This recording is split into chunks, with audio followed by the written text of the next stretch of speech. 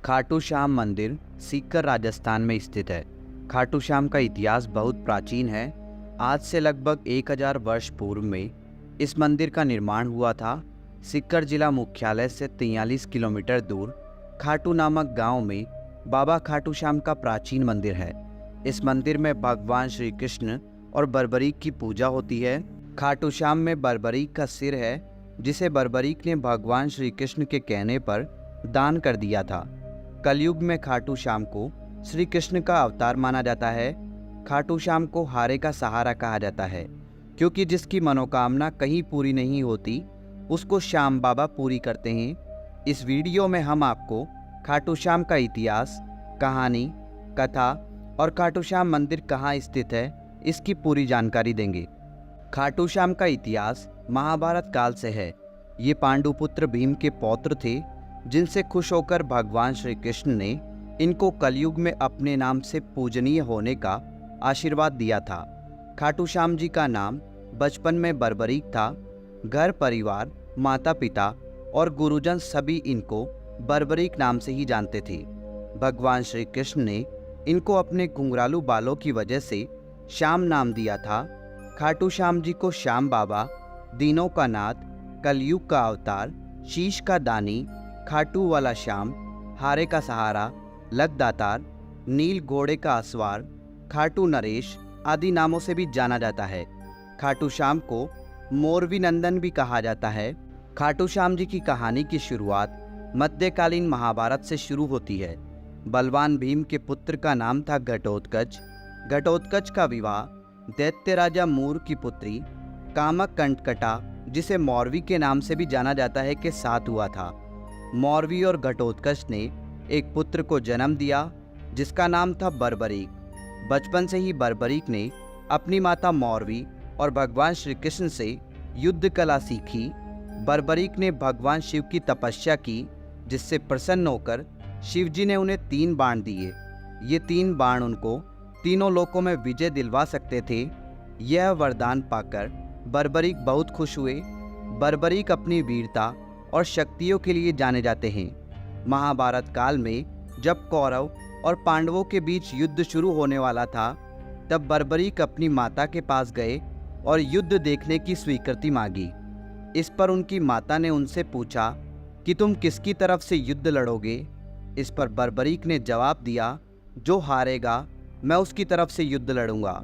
माता से आज्ञा मिलने के बाद बर्बरीक महाभारत का युद्ध देखने के लिए निकल पड़े।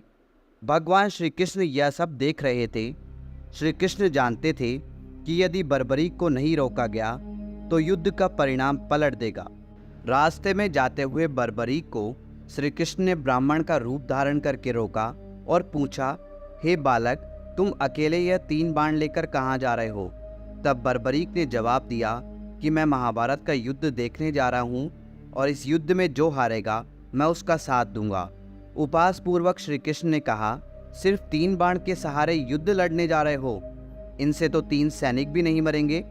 यह सुनकर बर्बरीक बोल पड़े, हे ब्राह्मण, यह कोई साधारण बाण नहीं है। यह बाण मेरे आराध्य महाप्रभु शिवजी ने मुझे दिए हैं। 3 बाण तो क्या, सिर्फ एक बाण एक पल में युद्ध को खत्म कर देगा। हालांकि यह बात श्री कृष्ण पहले से जानते थे। बर्बरीक को रोकने के लिए श्री कृष्ण ने उनकी परीक्षा ली। श्री कृष्ण ने कहा, हे बालक, इस पीपल के पेड़ के पत्तों को भेद कर दिखाओ। तभी बर्बरीक ने एक बाण निकाला और अपने आराध्य का ध्यान करते हुए बाण छोड़ा, जो पीपल के पेड़ के सभी पत्तों को भेदता हुआ निकल गया। बर्बरीक ने ब्राह्मण से पूछा, आप कौन हो और मुझसे क्या चाहते हो? इस पर उस ब्राह्मण ने जवाब दिया कि मुझे दान चाहिए, क्या तुम दे सकते हो?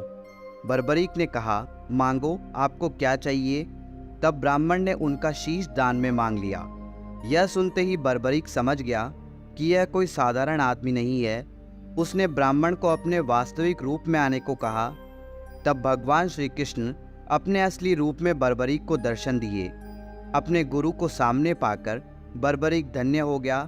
तब बर्बरीक ने रात भर भजन किया और दूसरे दिन फाल्गुन शुक्ल द्वादशी को स्नान करके अपने हाथों से बर्बरीक ने बिना देरी किए अपना शीश काटकर भगवान के चरणों में रख दिया। भगवान श्री कृष्ण ने शीश को एक ऊंचे स्थान पर रखा ताकि बर्बरीक महाभारत का युद्ध देख सके। बर्बरीक की दानवीरता से खुश होकर श्री कृष्ण ने उन्हें अपना नाम श्याम उपहार स्वरूप भेंट किया। साथ ही आशीर्वाद भी दिया कि आने वाले युग में तुम मेरे नाम से पूजे जाओगे। जब भी कोई हारा और टूटा हुआ भक्त तुम्हारे पास आएगा, तुम्हारी पूजा से उसके सब काम पूर्ण होंगे। श्री कृष्ण ने बर्बरीक के सिर को एक ऊंचे स्थान पर रख दिया। आज विश्वविख्यात खाटू श्याम मंदिर उसी स्थान पर बना हुआ है जहां पर उनका कटा हुआ सिर रखा गया था। तो यह है खाटू श्याम जी की बेहद अद्भुत कहानी। खाटू श्याम का महत्व कलयुग के साथ साथ बढ़ेगा, क्योंकि भगवान श्री कृष्ण ने इनको आशीर्वाद दिया था कि जैसे जैसे कलयुग बढ़ेगा तुम्हारा यश और लोगों की आस्था बढ़ेगी। आज बाबा खाटू श्याम हारे का सहारा बनकर भक्तों के काम कर रहे हैं और उनके दुख दर्द का हरण कर रहे हैं। खाटू श्याम का महत्व इसलिए भी बढ़ जाता है कि इन्हें कलयुग का भगवान माना जाता है।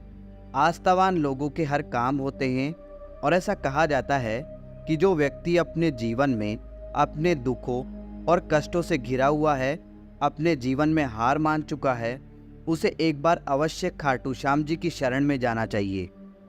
तो दोस्तों, उम्मीद करते हैं बाबा खाटू श्याम का इतिहास और खाटू श्याम जी की कहानी आपको बहुत पसंद आई होगी।